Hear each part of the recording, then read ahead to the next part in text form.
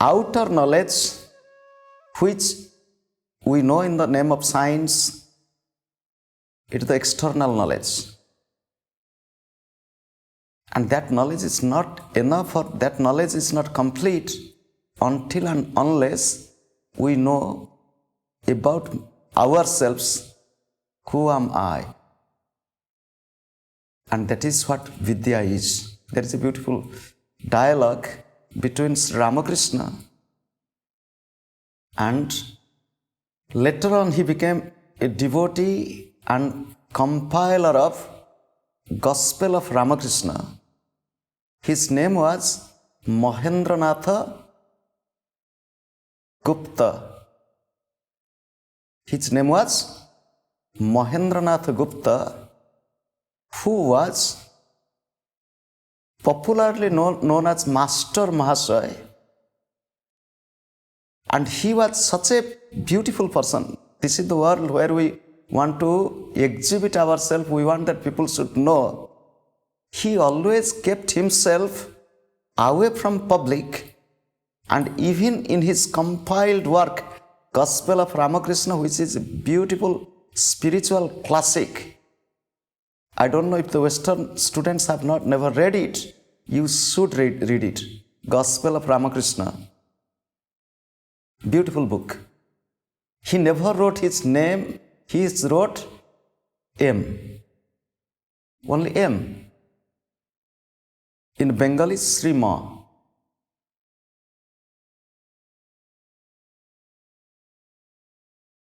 One good afternoon, when this gentleman, young, educated, and who was working as a principal of a reputed school in Calcutta, came to know that here some Paramahamsa lives. He wanted to see him. With due permission, he went inside. No need to get permission from Shri Ramakrishna, but he was Western educated. If you want to go to somebody's room, you should take the permission, you should knock. And we know if somebody is not knocking and coming, in the West we don't like it. In India it is common practice, we just open the door and go. However, when he went, the dialogue between Shri Ramakrishna and this young man, in course of dialogue, first 3-4 questions. Are you married? He said yes. Have you children? He said yes. Is your wife Vidya Shakti or Avidya Shakti? This word Avidya is there. He thought, because he doesn't know these words, because these are some technical, spiritual words which one may not be aware of. He thought maybe my wife is educated or uneducated. He said, my wife is illiterate, because she doesn't know how to read. During those days, women, education, it was not so common. Immediately, Shri Ramakrishna chastised him. He said, do you think that you are educated? And then he's writing, I was so stupid, I didn't know what real education is. I had ego, I had pride that I know. I am educated, I have a university degree, but that is nothing. So here avidya, it is not only ignorance. Avidya, if you read Isha Upanishad, it is said, avidyaya mrutyam tirtva vidyayam amrutam asnute. What does it mean? Through avidya, you overcome troubles or difficulties. And through vidya, experience immortality. Here avidya is not ignorance only.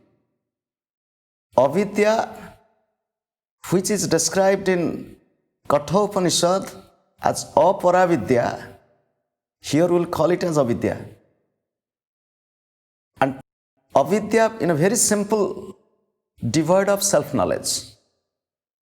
Any knowledge which doesn't help us for self-knowledge is avidya. But it is useful. We don't say it is useless. How to drive car, it is useful. How to drive car is useful. There is a story. One afternoon, people were sitting in a boat and the boatman is rowing the boat, taking to the other side. There was a scholar. He asked the boatman, "Hello, gentleman, have you read Sanskrit?" He said, "No." Human life so precious, 1/4 of your life is lost if you don't know Sanskrit, because most of the scriptures are in Sanskrit. Have you studied grammar? He said, "No." He said, "Half of your life is lost. Useless." Have you ever studied scriptures or other holy books? No, sir. 3/4 of your life is lost. While he was talking like this, at that time, there was terrible storm and the boat is about to sink. The boatman asked, "Gentleman, do you know how to swim?" He said, "No." Then he said, "Your life is completely lost." Now what will do, even if you know all this? And there is another story. One engineer with his family was going to cross a river.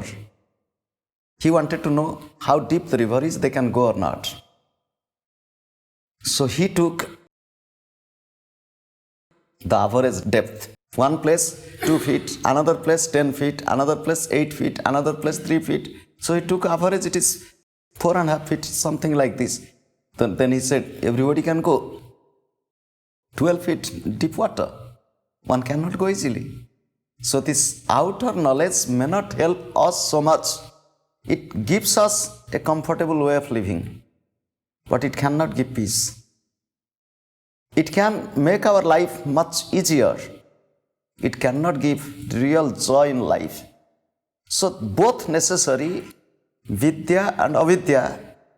But here it is said, avidya becomes sometimes an obstacle.